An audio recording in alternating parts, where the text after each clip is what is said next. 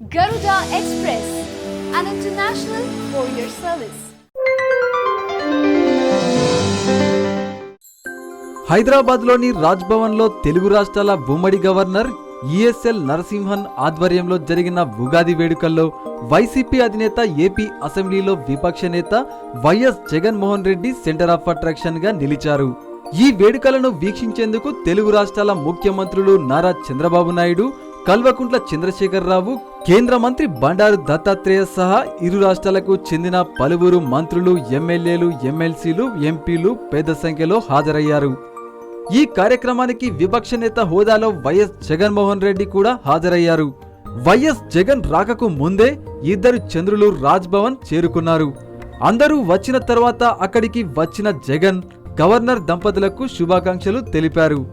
ఈ క్రమంలో గవర్నర్ పక్కన ఆయన కూర్చోగా నరసింహన్ ఆయనతో చాలా సంతోషంగా మాట్లాడుతూ కనిపించారు. నరసింహన్ పక్కనే ఉన్న ఆయన సతీమణి కూడా జగన్ మాట తీరును ఆసక్తిగా గమనించారు. గవర్నర్ పక్కనే కూర్చొని ముచ్చటిస్తున్న జగన్ను చంద్రబాబు ఆసక్తిగా గమనించడం అక్కడ కనిపించింది. ఆ తర్వాత జగన్ అక్కడి నుంచి లేచి తనకు కేటాయించిన సీటు వద్దకు వెళ్లేందుకు బయలుదేరగా గవర్నర్ లేచి మరీ జగన్ను సాగనంపారు. అలా వెళుతున్న క్రమంలో జగన్ తొలత చంద్రబాబు, ఆ పక్కనే కూర్చున్న దత్తాత్రేయ, ఆ పక్కనే ఉన్న తెలంగాణ సీఎం కేసీఆర్ కు నమస్కరిస్తూ ముందుకు సాగారు. అలా అందరికీ నమస్కరిస్తూ ముందుకు సాగుతున్న జగన్ను చంద్రబాబు కన్నార్పకుండా అలాగే చూస్తూ ఉండిపోయారు.